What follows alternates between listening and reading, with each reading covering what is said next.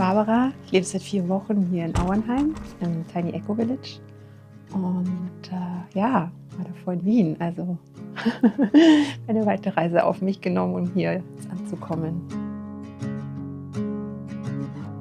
Wir sind hier im Tiny House in Auenheim in Mittelfranken, irgendwo in der Pampa.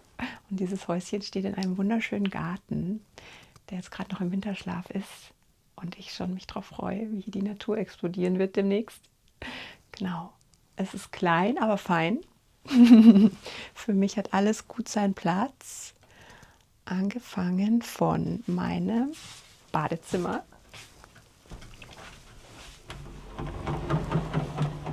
Eine Dusche, kleines Waschbecken und eine Trockentrenntoilette.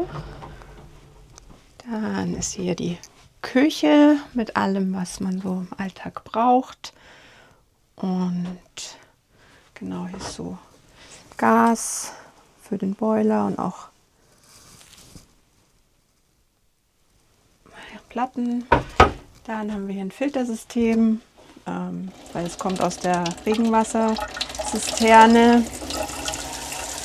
Wird dann nochmal gefiltert und ist kein Trinkwasser, aber so für den alltäglichen Gebrauch, Zähneputzen, Kochen, super. Und kommt auch richtig schön heiß raus. Also ich fühle mich hier gut angebunden, kein Mangelgefühl. Ich bin eben schon seit einiger Zeit in dem Newsletter von dem Tiny House Verband in Deutschland. Und auch in meinem Freundeskreis, Umkreis gibt es Menschen, die in Jurten leben und in alternativen Wohnformen. Und zuletzt hatte ich auch einen Campervan ausgebaut, mit dem ich unterwegs war. Also ich habe schon einen Vorgeschmack, was es bedeutet, auf kleinem Raum zu leben.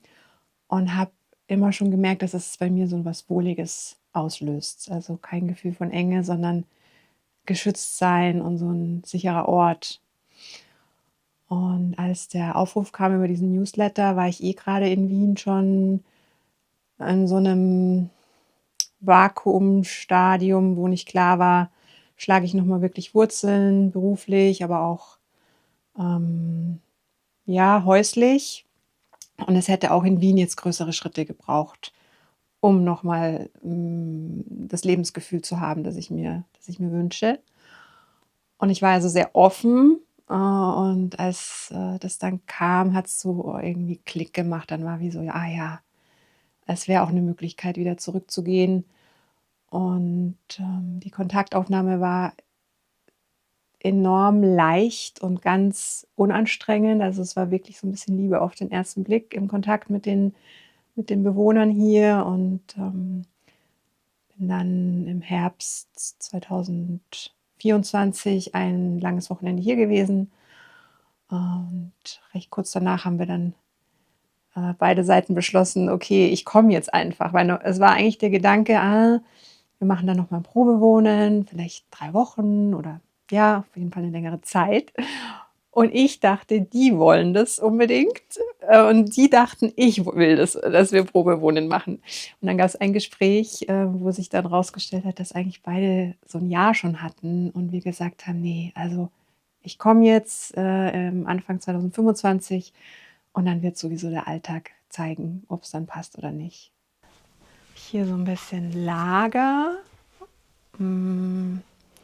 Was ich sehr schätze, ist dieses versteckte, geheime Fach, das auch ein Klapptisch sein kann, wenn man es möchte. Für Dinge, die vielleicht im Alltag lieber nicht so ersichtlich sind. Vogelfutter. Genau.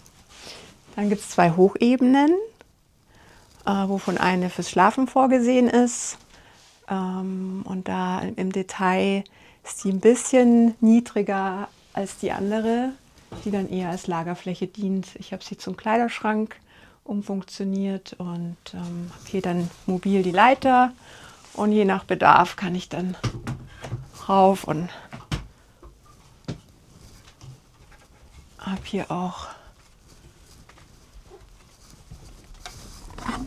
Wäsche, alles da. Und entdeckt, was ich mich sehr gefreut habe, hier diese, eigentlich glaube ich, sind eher nur so visuelle Elemente, aber ich nutze die quasi so ein bisschen als mein Kleiderlift. Also wenn ich dann weiß, was ich heute anziehen möchte, kann ich es hier hinhängen. Kann ich auch so ziemlich hoch stapeln und dann einfach wieder hier runter und mir das dann von unten runterholen.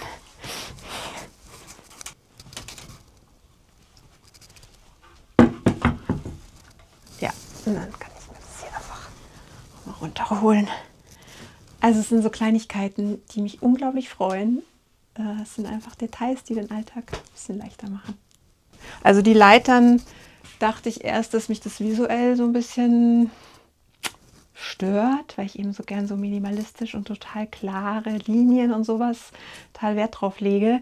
Aber die Leitern haben sich als feine Helfer herausgestellt. Also wenn sie nicht in Betrieb sind, dann einfach auch eben Klamotten drüber hängen, irgendwas ablegen. Ich habe da auch dann schon mal Ordner abgelegt, weil ich eben hier auch so ein bisschen büromäßig aktiv bin, gerade in dem Teilzeitjob, hier fürs Projekt auch. Und jetzt ganz viel Buchhaltungssachen mache und Ordner und Papierkram. Und dann habe ich bemerkt, ach, es ist geht sich gut aus. Ich kann hier ein bisschen was am Boden legen und habe dann eben auch hier einfach nochmal so Ablage. Und ja, es ist dann so ein Teil, das einfach verschiedene Funktionalitäten hat. Und das ist auch was ich sehr schätze, weil ich für alles immer extra Dinge haben muss. Ich arbeite seit 20 Jahren. Ich habe mittlere Reife gemacht und immer gearbeitet. Also ich bin sehr schnell und flott in die Arbeitswelt eingestiegen und habe Rücklagen. Und die geben mir immer für eine gewisse Zeit eine Freiheit, auch mal zu experimentieren. Aber ich schaue trotzdem, also die Rücklagen sollen eigentlich nicht meinen Alltag finanzieren. Die waren bisher in meinem Leben immer für diese Umbruchphasen, dass ich mir keinen Druck machen muss. Ich kann nur hierher kommen, wenn ich schon vorher weiß, ich habe hier einen Job. Also es gibt mir die Freiheit, erstmal zu sagen, ich komme hierher und schaue mich dann nach was um. Und das ist für mich eine total hohe Lebensqualität, mir das so gestalten zu können, weil ich wahrscheinlich überfordert gewesen wäre, wenn ich gewusst hätte, ich muss von Wien aus mir hier einen Job suchen, ich muss den ganzen Umzug koordinieren, ich muss mich in Wien verabschieden, ich muss dann hier ankommen, sozial, neue Kontakte und ich muss mir noch einen Job suchen. Wahrscheinlich hätte ich mich dann dazu entschieden, dass es mir zu viel ist und ich hätte es gar nicht gemacht. Also das ist eine Erfahrung, die ich einfach gesammelt habe. Das ist für mich so ein Notgroschen ist für solche Lebensumschwünge. Und hatte mich darauf eingestellt, jetzt eben dann erstmal vielleicht 1, 2 Monate mich arbeitslos zu melden. Aber es kam anders. Ich habe hier gleich aus dem Projekt jemand kennengelernt, der sehr begeistert war von dem, was ich auch mitbringe an Fähigkeiten, die jetzt auch hier in dem Projekt wirklich gerade gefragt sind und so ein bisschen das Missing Piece sind, um hier auch Dinge voranzubringen, die jetzt gerade dran sind. Und der hat mich jetzt quasi vor der Arbeitslosigkeit bewahrt und ich habe gerade die Chance bekommen, als MIDI-Jobberin dort schon angestellt zu werden. Und das geht sich für mich gut aus. Jetzt ein kleines Einkommen, ein bisschen was vom Gesparten. Aber ich sage mal, ab Frühsommer würde ich schon gern den Stundenumfang dann noch erhöhen und entweder noch einen zweiten Job dann dazu nehmen. Oder vielleicht ergibt sich auch die Möglichkeit, es hier auszuweiten. Da ist gerade ganz viel in Bewegung, ja. Also ich habe zum Heizen 2 Infrarotpaneelen. Einmal hier dieses große, das hatten wir nochmal umgehängt. Und jetzt ist es super, weil wirklich die Wärme nach unten strahlt und dann ja auch wieder hochsteigt. Also hier ist jetzt so ein guter Wärme-Kälte-Haushalt, weil davor war es so an der Wand gehangen und dann war eher das Gefühl, die Wärme steigt nur nach oben und im Schlafbereich ist es warm, was man ja eigentlich eher nicht möchte. Und jetzt mit dem Umhängen, also hat sich sehr bewährt und ich kann es hier wirklich auf halbe Grad genau super regulieren. Er zeigt mir dann auch immer an, wie viel Grad hat es gerade hier. Also ich habe es auf 21 gestellt gehabt, aber jetzt wahrscheinlich durch das Sonne gerade reinscheint hier, ist es eh 21,5 und jetzt würde ich mal sagen, ich schalte mal runter auf 18 und kann es dann eben auch nachts super regulieren. Einfach, dass ich nicht aufwache und irgendwie eisig kalt ist, sondern halt einfach so eine Grundwärme bleibt, was halt beim Holzofen manchmal nicht gegeben ist, wenn er dann komplett ausgeht und man morgens wieder anfängt. Also habe ich auch schon erlebt in einem ganz alten, denkmalgeschützten Haus, wo wir wirklich nur mit Holzöfen geheizt haben und das war schon manchmal grenzwertig, ja. Also da bin ich irgendwie jetzt auch so an dem Punkt, dass ich nicht mehr mich so quälen mag, sondern es soll irgendwie auch leicht gehen können und ja, ein guter Kompromiss sein. Genau, und der zweite Panel ist hier angebracht. Hat sich jetzt auch sehr bewährt, weil ich eben oft am Schreibtisch sitze und dann schön die Wärme unten an die Füße kommt und kann ich eben auch separat regulieren, nochmal mit einem eigenen Thermostat. Also da bin ich happy. Da hatte ich Anfang Bedenken, ob es vielleicht zu kalt wird, aber es ist ja so toll auch gedämmt mit Schafswolle und halt dem Holz und es gibt so ein tolles Raumgefühl und Raumwärme. Also zu wissen, hier ist die Wolle um mich drum, das ist schon gefühlt einfach eine Wärme, die dann da ist. Also da bin ich sehr happy, dass sich das jetzt bewährt hat mit den Infrarotpanelen. Ja, und das liebe ich halt auch, dieser Blick einfach im Bett. Ich wach auf und habe da diesen Panoramablick. Das ist einfach genial.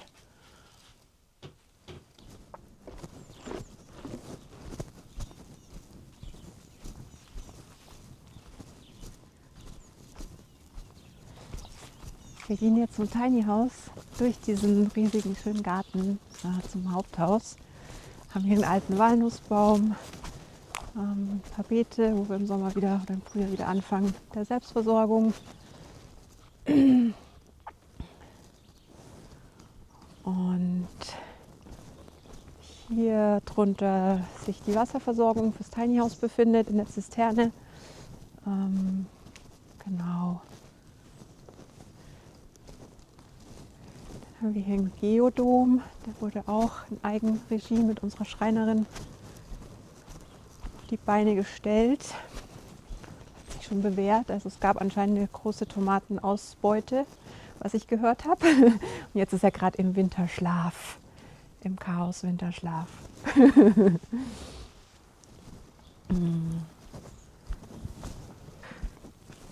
haben wir hier die Werkstatt, wo es dann auch im Obergeschoss Lagermöglichkeiten gibt. Für alles, was im Tiny House gerade nicht aktuell gebraucht wird, kann man da oben super einlagern. Also habe ich auch für mich genutzt. Und ein zweites Gebäude, wo es auch schon viele Ideen gibt, die wir da verwirklichen wollen. Hier ist jetzt dann die Hauptstraße vom Ort, also die da so durchgeht. Und da ist auch ein Elektroauto, was zur Verfügung steht für die Gemeinschaft, ein Elektrobus.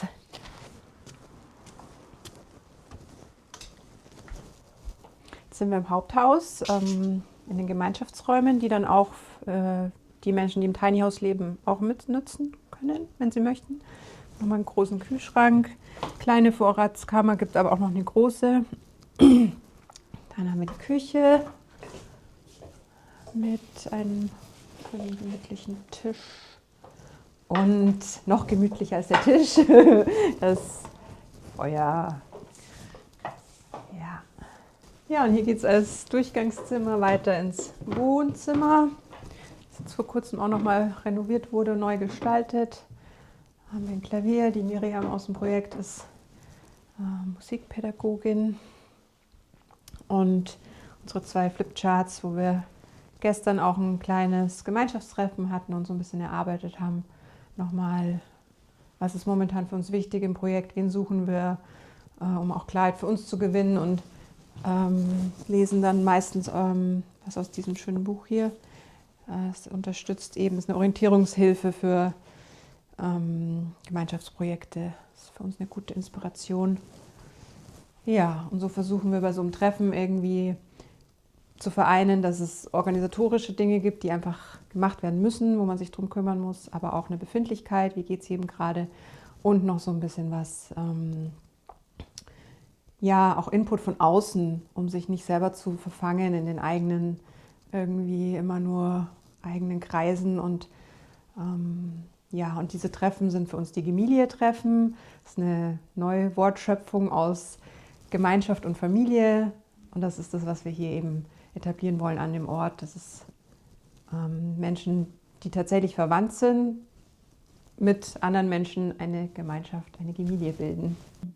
Ich habe zuletzt in Wien in einer Zweier-WG gelebt und Das war für mich 'ne Form, die gut funktioniert hat. Auch davor, in München die Jahre waren Zweier-WGs immer 'ne gute Konstellation für mich. Und trotzdem habe ich gemerkt, dass mir was fehlt, den Alltag noch mehr zu teilen. Also, dass es um dass ich doch 'n bisschen in 'ne Einsamkeit gekommen bin und dieses zähe in der Großstadt sich immer verabreden, um sich zu sehen und dann quatscht man 3 Stunden und dann sieht man sich wieder 2 Wochen nicht.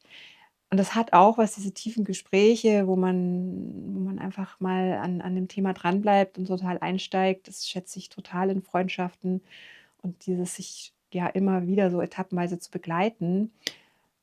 Und ich dachte immer, das reicht mir, weil ich eben eigentlich auch autonom bin und gern so mein Ding mache, auch im Alltag. Und habe aber eigentlich gemerkt, dass es auch 'n bisschen 'n Schutzmechanismus ist, so, mir das, gar nicht zu erlauben, zu wünschen aus Angst, ich finde nicht das, was für mich passt. Ähm, und da eigentlich 'n bisschen weicher zu werden und zu sagen: „Ja doch, es ist phasenweise zu einsam und ich bin jetzt in 'nem Alter, wo so 'n bisschen aufgeht so das Thema, ja, die totale Jugendlichkeit ist irgendwie so 'n bisschen am Bröckeln und, schon so Gedanken so: „Ja, okay, wo ist meine Homebase?“ So, einfach das Thema Zugehörigkeit, so: Wo fühle ich mich zugehörig und identifiziere mich damit? Und in Freundschaften ist es habe ich erlebt, dann ja doch im Endeffekt so, dass jeder seine Lebensentscheidungen für sich trifft. Also, auch als ich damals von München nach Wien gegangen bin, habe ich nicht vorher das abgesprochen, sondern ich teile das halt dann mit und, die meisten freuen sich mit mir und ja, und man versucht, die Freundschaft dann über die Distanz aufrechtzuerhalten, aber es ist keine gemeinsame Ausrichtung. Und das merke ich einfach, ist 'n riesengroßer Wunsch.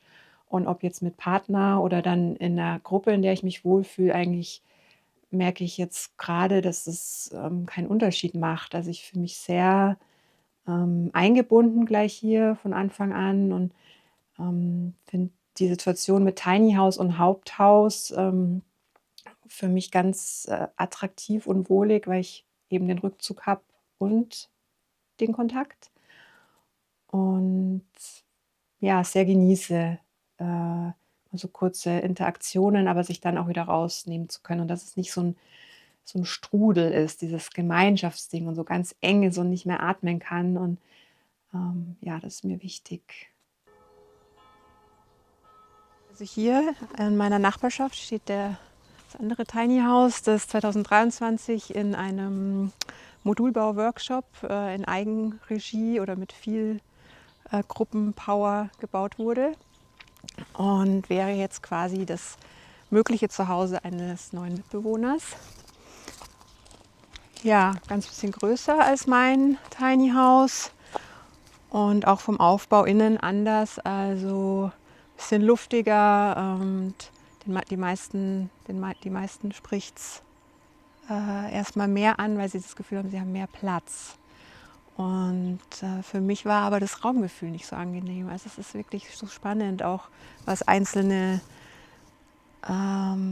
Räume wieder bei den Menschen auslösen so. Genau, also das Tiny House steht jederzeit zum Probewohnen, für alle Menschen offen. Also, das soll 'ne Möglichkeit sein, mal reinzuspüren in dieses Raumgefühl, auf kleinem Raum zu sein, mitten in der Natur zu sein. Also, da freuen wir uns einfach, wenn Menschen, die da neugierig sind, in diesen Genuss kommen.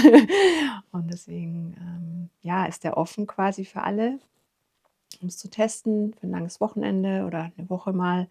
Und dann suchen wir aber ganz konkret, auch nach einem Menschen, der hier dauerhaft Teil der Gemeinschaft werden will, die maximal insgesamt so 10 Menschen sein sollen, also so 4 bis 5, im Haupthaus und noch mal 4 bis 5 hier, den hinteren Teil des Grundstücks eben in den Tiny Häusern. Momentan suchen wir, noch einen Menschen, der hier zu uns kommt und ganz konkret, aufgrund der Gruppenstruktur momentan, wo wir 3 Frauen sind und, demnächst noch eine vierte Frau kommt und ein Mann, wünschen wir uns noch einen Mann.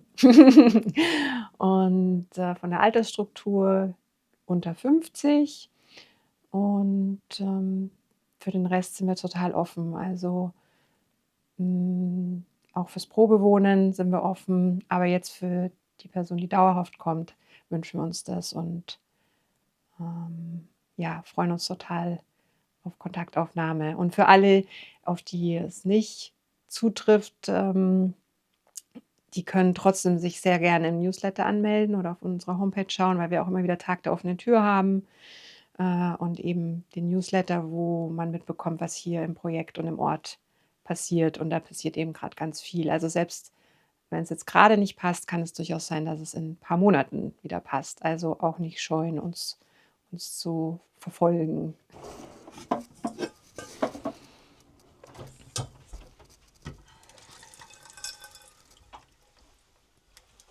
Es dauert immer kurz, bis der Druck sich aufbaut und dann kommt es aber richtig stark und eben auch heiß. Kartoffeln. Genau, also die Kiste, ich muss mal schauen, ob sie auch so rausgeht. Ja, geht eh auch so. Das ist jetzt hier noch das Gemüse von der solidarischen Landwirtschaft.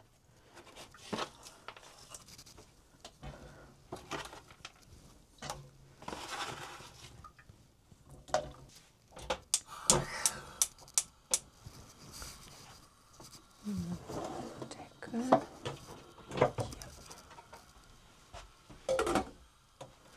Ich mache dann hier meistens das Fenster ein bisschen auf, dass der Dampf rausgeht, aber es gibt auch eine sogar Abzugshaube. Ja. Ja, das schön erdige Gemüse, wie man es nur bei der solidarischen Landwirtschaft bekommt, mit vielen Mineralstoffen, die man dann nicht mehr supplementieren muss. Aber nein, stimmt nicht. Ich supplementiere auch, weil ich ja schon mich hauptsächlich vegan ernähre, aber nicht strikt. Also ja, genau. Aber das freut mich irgendwie immer, die Erde. Das ist einfach so noch so ein Bezug zu dem, wo es herkommt. Genau.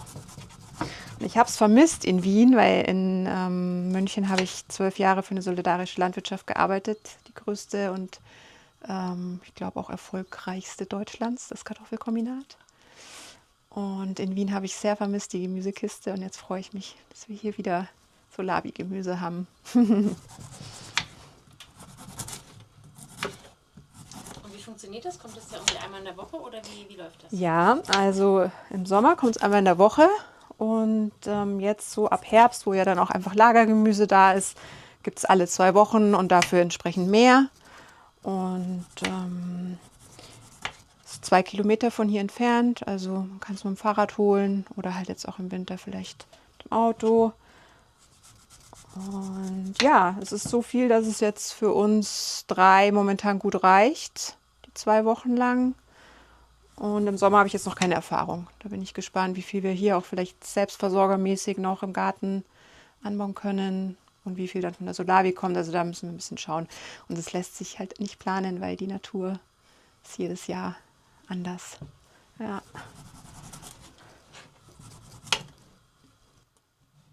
Ich habe bemerkt, dass ich Fähigkeiten habe, die mir gar nicht so bewusst waren, weil sie mir so einfach im Blut liegen. Ähm, Strukturen zu schaffen, Ordnung auch zu halten, äh, und so 'n Blick für das, was ist essentiell, was braucht's und wo braucht's es und wann braucht's es. Und, als ich hier angekommen bin, mein erstes Projekt war die Speisekammer auszumisten und neu zu organisieren. Und, die anderen haben mit dem Kopf geschüttelt, als ich, gesagt habe: „Ja, es macht mir Spaß.“ Hier da kommt eine Freude auf und ich bin in so einem Flow-Zustand am Wursteln und Wuseln. In meinem Kopf fängt an, so eine innere Landkarte sich zu entwickeln, von diesem Raum, von dieser Speisekammer ähm und ich mag nach draußen geben, dass Menschen, die, vielleicht, hm, Berührungsängste haben, mit so 'nem kleinen Wohnraum sich anzufreunden, ähm, auch Unterstützung da ist von Menschen, denen es leicht fällt. Also, da auch wieder das Thema, man muss es nicht allein schaffen Und ich habe gute Erfahrungen damit gemacht, solche Prozesse zu unterstützen, weil es oft 'n Riesenunterschied macht, ob jemand daneben steht und man gemeinsam kurz laut zusammen denkt und auch dranbleibt, weil oft bei solchen Ausmistprozessen dann auch so 'ne Erschöpfung irgendwann kommt und eine Überforderung und ein so: „Oh nein, alles einfach wieder in die Kiste und zu und weg.“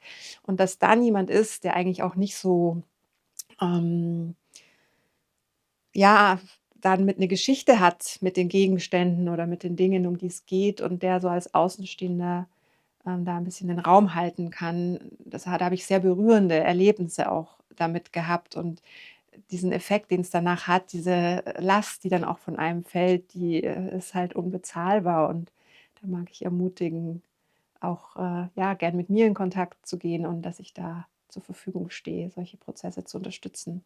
Das ist einer der wichtigsten baulichen Maßnahmen. Die Katzentüre, die jetzt grade noch, aus wärmetechnischen Gründen verschlossen ist, aber dann im Sommer geöffnet wird für alle Stubentiger hier drum rum. Ich habe schon einige gesichtet und hier im Haupthaus haben wir auch einen Kater Mikesh und da freue ich mich, wenn die Katzen zu Besuch kommen demnächst.